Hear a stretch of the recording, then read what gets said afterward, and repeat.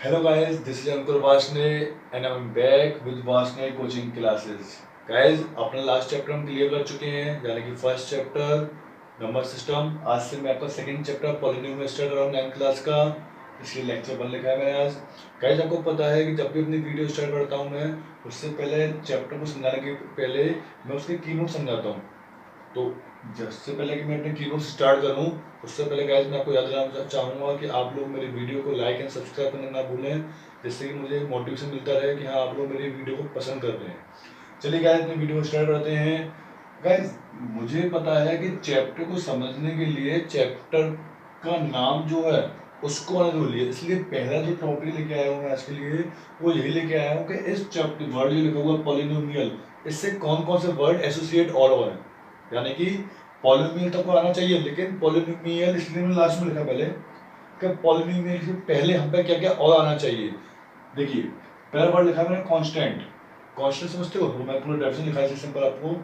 A symbol having fixed numerical value, एक ऐसा symbol जिसके फिक्स्ड न्यूमेरिकल वैल्यू, समझते हो? जैसे कि इसको मान लीजिए मैंने लिखा 5, इसमें लिख दूंगा एग्जांपल में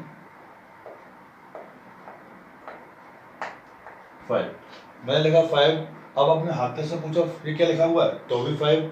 अब दिल्ली जाओगे तो भी 5, अब अमेरिका जाओगे तो भी 5। यानी कि इसकी क्या है, फिक्स्ड न्यूमेरिकल वैल्यू है 5, यानी 5 यानी कि 5। ठीक है ना, चेंज तो नहीं होती कि हमारे यूपी में कुछ है, हमारे दिल्ली में कुछ है, हमारे अमेरिका में कुछ है, हमारे इंडिया में कुछ है, ऐसा तो नहीं है। तो ऐसी वैल्यू जिनकी फिक्स न्यूमेरिकल वैल्यू होती है they are known as constant. अब इससे आप ये भी समझ जाओगे वैल्यू में क्या होता है, जिसकी फिक्स वैल्यू नहीं होती। A symbol which may be assigned different numerical value. For example लिखते हैं ना क्वेश्चन में x, कहीं पे x की वैल्यू 3 हो जाती है, कहीं पे x की वैल्यू 5 हो जाती है। बच्चे ये कहते हैं x अच्छा है कि कहीं इसकी वैल्यू 3, कहीं इसकी वैल्यू 4, कहीं इसकी वैल्यू 5। तो ऐसे वेरिएबल कहलाते हैं जिनकी वैल्यू असाइन नहीं होती। ठीक है, और असाइन हो तो वो कांस्टेंट और असाइन ना हो तो वो वेरिएबल। अब इन दोनों से मिलके एक वर्ड बनेगा क्या, एल्जेब्रिक एक्सप्रेशन। ये क्या होता है, a combination of constant and variable connected by some और ऑपरेशंस, प्लस माइनस मल्टीप्लाई होते हैं। इन समों से जो मिलके बनता है उसको क्या कहते हैं, एल्जेब्रिक एक्सप्रेशन। ठीक है, मैं इसका एग्जांपल नीचे लिख दिया इसलिए समझा लिया आपको। अब आता है क्या, टर्म्स। टर्म्स क्या होते हैं, द सेवरल पार्ट्स, यानी कि बहुत सारे पार्ट जो कि एल्जेब्रिक एक्सप्रेशन में लिखे होते हैं और सेपरेट होते हैं प्लस और माइनस से। ठीक है, ऑपरेशन से, उनको क्या कहते हैं, टर्म्स। इस दोनों चीज में भी क्लियर कर दूंगा एक सेकंड में, अब देखते जाइए खाली वीडियो को, और वीडियो स्किप ना करें, लास्ट तक वीडियो देखें। देखिए अब इन सबको क्यों बताया मैंने, क्योंकि मुझे समझाना क्या था, पॉलिनोमियल्स, और मैं चाहता हूं कि आपको ऐसा पॉलिनोमियल समझाऊं कि आप लोगों को एक एक वर्ड, एक एक हिंट, एक एक हेडिंग सब कुछ क्लियर हो जाएगा, क्यों लिखा है क्यों नहीं लिखा। पॉलिनोमियल क्या होता है, एक an algebraic expression in which the variables involved having only non negative integral powers. क्या, एक ऐसा एल्जेब्रिक एक्सप्रेशन, यानी कि एल्जेब्रिक पॉलिनोमियल एक एल्जेब्रिक एक्सप्रेशन तो है, लेकिन कैसा है, in which the variable involved have only non negative integral powers. क्या, कि जिसमें नॉन नेगेटिव इंटीग्रल पार्ट्स हो जाएंगे। मैं बताना चाहता हूँ, क्लियर कर दूं आपको थोड़ा। नॉन नेगेटिव पार्ट्स में क्या हुआ कि एक एक्सप्रेशन, एक्सप्रेशन का ये देखते चलिए, एक्सप्रेशन को लिखा सेकंड वाला मैंने क्या, 5 लिखा, ये 8x की पावर 1/2, 4x की पावर -3, ये एक्सप्रेशन है। क्यों, तो मैंने लिखा टर्म्स। टर्म्स क्या कहते हैं कि सेवरल पार्ट्स, अब इसमें कितने हैं, 1 2 3, सेवरल पार्ट्स, बहुत सारे part of N algebraic expression separated by plus और माइनस, जो कि प्लस और माइनस से सेपरेट हो रहे हैं, ये क्या कहलाते हैं, टर्म्स। ये टर्म्स हो गई।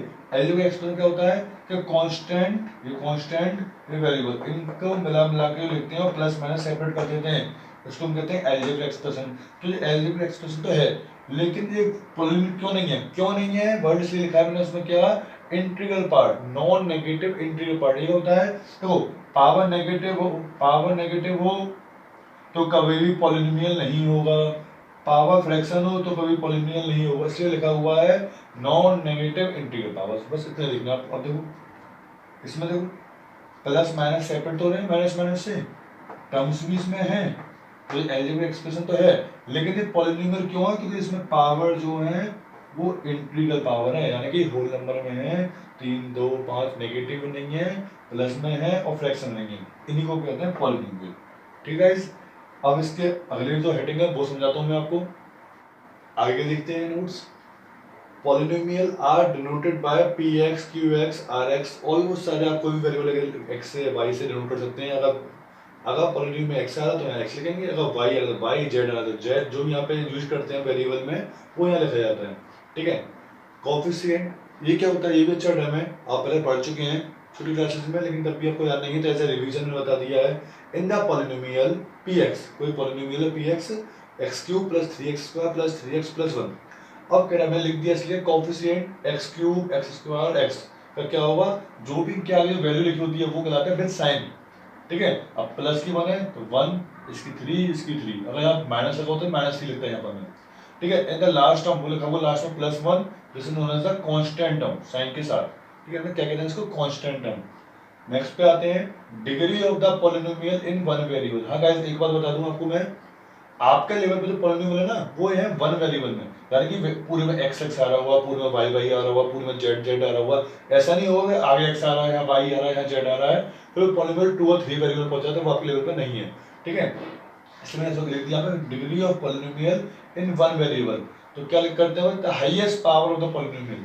आपको देखा जो पॉलिनोमियल रखा है इसकी हाईएस्ट पावर मुझे देखिए 3, सबसे हाईएस्ट, इससे कम है, ये भी कम है, ये तो 0 ही है, तो हाईएस्ट पावर क्या है 3, तो वही लिखते क्या हुआ, इसकी डिग्री क्या है 3।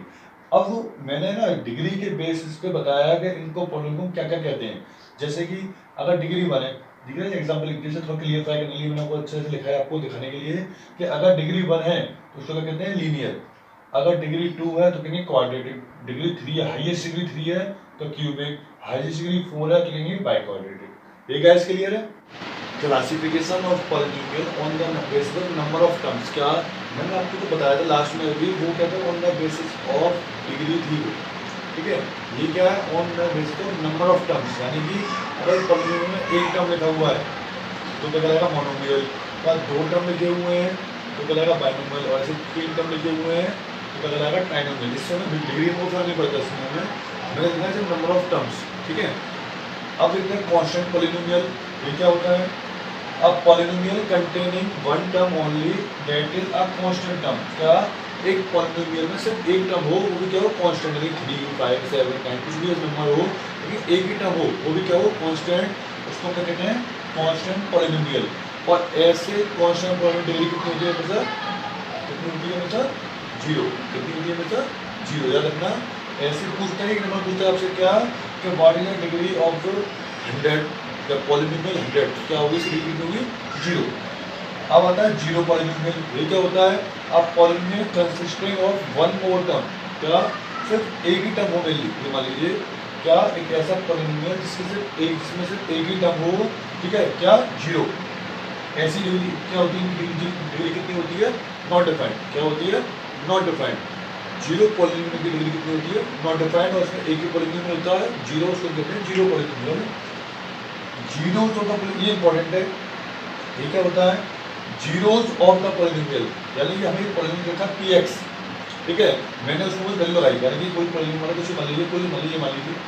ठीक है, मैंने मुझे दे रखी है x की वैल्यू दे रखी है, कुछ मान लो 2, 3, -2, -1 कुछ भी दे रखा है, हमें एक x की वैल्यू दे रखी है, वो मैंने इसमें लगा दी, और सॉल्व करके अगर 0 आ जाता है, अगर उसको सॉल्व करा और 0 पॉलिनोमियल वैल्यू लगा के 0 आ गया, तो वो नंबर उस गिवन पॉलिनोमियल का 0 है।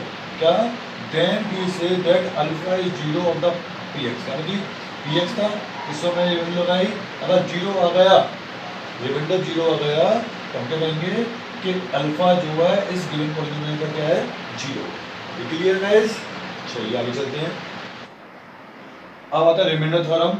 Late fx be a polynomial of degree n is greater than और इक्वल टू 1। क्या एक fx है जो कि पॉलिनोमियल है, उसकी डिग्री 1 या उससे ज्यादा है, एंड a भी एनी रियल नंबर हो, a क्या है, रियल नंबर है, तो जब हम fx is divided by x minus a, क्या जब हम fx को डिवाइड करेंगे x माइनस a से, तो रिमाइंडर जो बचेगा कितना बचेगा, वो f।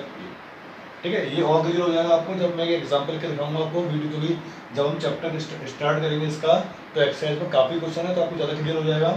तो नेक्स्ट थ्योरम देखते हैं अपनी, क्या है नेक्स्ट, क्या है फैक्टर थ्योरम। ये क्या होता है, लेट एफ(x) be a polynomial of degree n is greater than 1। क्या, अगर f(x) कोई पॉलिनोमियल है जिसकी डिग्री 1 से ग्रेटर है और a कोई रियल नंबर है, तो क्या होगा, तो दो केस बनते हैं, दोनों मतलब एक ही है, लेकिन मैं लिख के दिखाया आपको कि अलग अलग तरह से समझ में आ सके आपके। अगर f इक्वल टू 0 है तो इसका मतलब क्या हुआ, यानी a लगाया पॉलिनोमियल में और 0 आ गया, तो x माइनस क्या हुआ, उसका फैक्टर हुआ।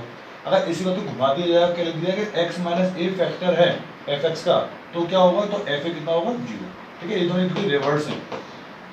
और अब आता है फैक्टर। फैक्टर क्या होता है, आप polynomial px is called factor of qx। क्या, एक पॉलिनोमियल px जो कि फैक्टर है qx का, कब, अगर वो qx को एग्जैक्टली डिवाइड कर दे रहा है।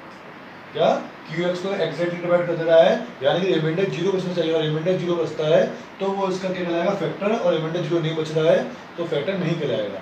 गाइस ये सब थ्योरम खत्म हो गई हैं। अब आपके चैप्टर में जो आपकी आइडेंटिटीज हैं वो मैं लिख कर दिखा रहा हूँ, आप उनको कॉपी कर लीजिए और थोड़ा समझ लीजिए।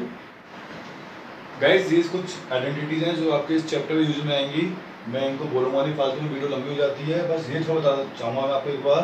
देखिए इसमें क्या है कि x plus Y plus Z equal to ये हो रहा है, तो क्लियर है। लेकिन अगर यहाँ पर कहीं नेगेटिव आ जाए, मान लीजिए यहाँ पर जेड के ऊपर नेगेटिव आ गया, यानी x plus Y minus Z हो गया, तो जहाँ भी जेड आ रहा है वहाँ पर क्या करिए, उसको रिप्रेजेंट करिए माइनस जेड से, यानी जेड यहाँ पे आया तो माइनस का जेड का स्क्वायर, यहाँ पे माइनस जेड, यहाँ पे माइनस जेड, और just solve this to get your answer. ठीक है, तो इसी के साथ एक की नोट्स में खत्म करता हूँ। नेक्स्ट वीडियो में आपके लिए इसकी एक्सरसाइज स्टार्ट करूँगा एनसीईआरटी से। जब तक के लिए गुड बाय।